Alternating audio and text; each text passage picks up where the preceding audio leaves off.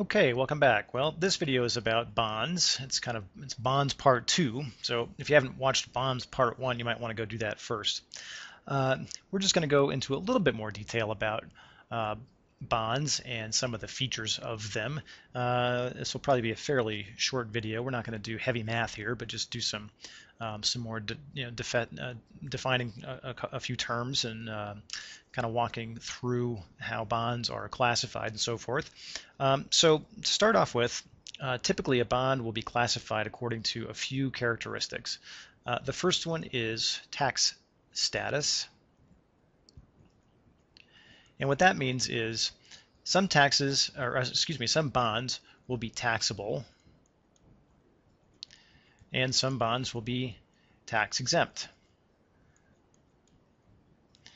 Now, typically, and this is a kind of a generalization, but typically bonds that are taxable are those that are issued by corporations, and bonds that are tax exempt are those that are issued by government entities.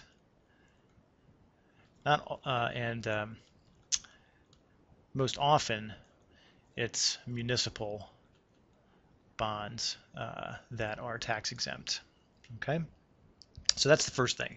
Tax status is the first major classification. The second major classification is credit quality.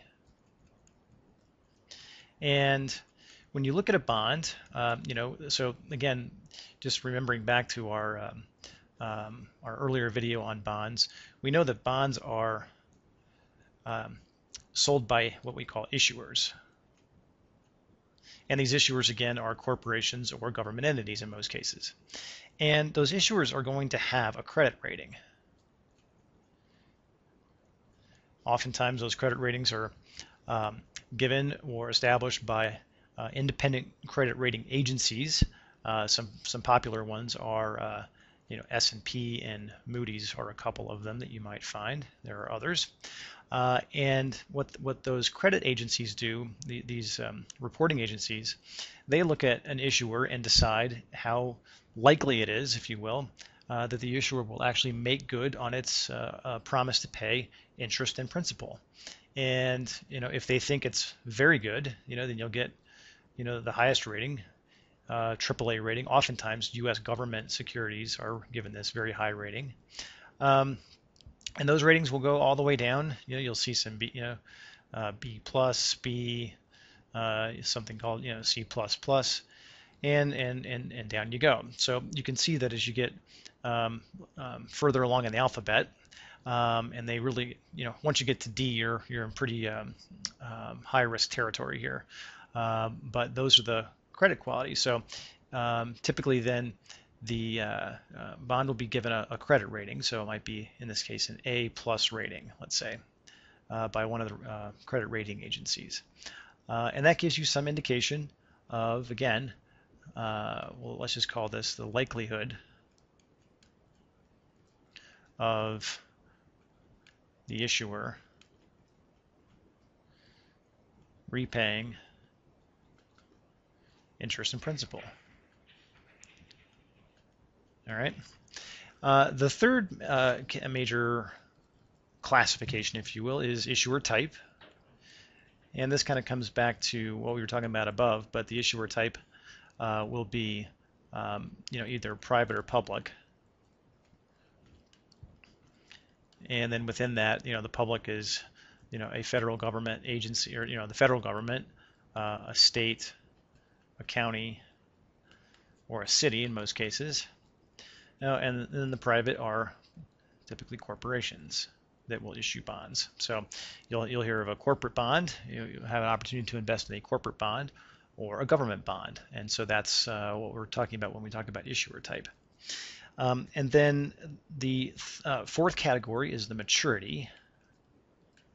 And the maturity is just when is the principal due? All right, when is the principal due? And that's usually going to be a year. So you might buy a bond that has a maturity date of 2013 or 2014 or some date like that. And oftentimes it'll actually have a specific date. So it might be July 4th of 2014 or something like that. So that's the maturity date, and that's the date that the issuer, whether it's the corporation or the government, owes the principal back to the folks who have purchased the bonds. And then the last primary category is whether or not the bond is secured or unsecured. And what that means is, as with any kind of debt, it might be secured or backed up by some form of collateral. Okay, and that's a question. Is it secured by some form of collateral? If the answer is yes, then it's a secured obligation. And what that means is, if the issuer then fails to pay the principal or the interest even, that the holders of these bonds have a claim against that collateral. So in much, this is really similar to a typical home mortgage that you might be familiar with. The bank, the lender, the mortgage company takes a collateral position in your home. So if you fail to pay your monthly principal and interest payment, they can come foreclose on your home and use those proceeds to pay themselves back. Well, it's the same thing with a secured bond. If the issuer fails to pay the principal and interest, then the bondholders can have a claim against that collateral, and as that collateral is sold, they're the first ones to be paid back. Now, they may not get 100% of it back, but they certainly are able to collect whatever is available from the sale of that collateral. Okay, now here's one last term that I'll cover here in this video, and then we'll pick it up in bonds part 3. But I wanted to cover the concept of par value, because that's oftentimes a very confusing topic. But par value really is what we call the face value of the bond. And so if the face value is $1,000, then that's going to be the par value. The par value is $1,000. And so what that means is, in a perfect market, someone will actually pay $1,000 for that particular bond. But there are circumstances, and we won't go into them in this particular video, but we'll capture that in a couple of the more advanced ones. But there are times when someone will actually pay above par for a bond, and there are certain circumstances when someone will pay below par for a bond. And all that really means is that here sometimes we call this a discount, and in this case we call this a premium. And again, we'll get into why that might happen in another video, but just be aware that when you purchase a bond, you might not always pay the face value, that the market might be actually able to command a higher price, a premium to par, or the market might be in a condition where it's actually a discount to par. And again, all that really means is what the bond is selling for in the marketplace relative to its face value. Okay.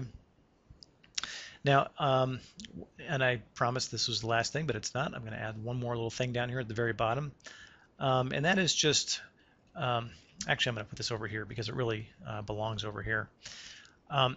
Lower or higher quality bonds like these up here that are AAA will usually pay lower interest.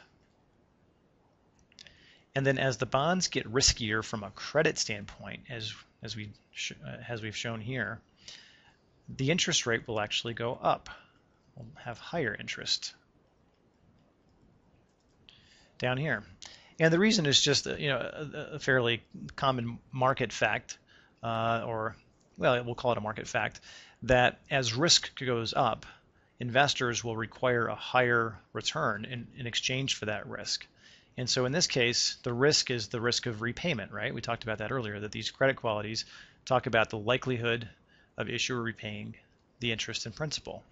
Well, as the credit quality goes down, in other words, the risk goes up, right? Then investors, in exchange for taking that higher risk, will demand higher interest. And so, it might be that a AAA bond at some point in time might be offering a 5% return, And these very high risk, corporate, high yield bonds, if you've heard of high yield bonds or even junk bonds, um, these bonds might be, 10, 12, 15 or more percent. Okay. And the investors demand that because they're putting their money at higher risk than folks who are buying these lower risk bonds down here. So, okay, well, that's another quick tour through some additional concepts related to bonds. Hope it was helpful, and keep checking back. We'll have more videos on some more advanced concepts and actually work through some bond math here in some future videos. So thank you very much. We'll see you in the next one.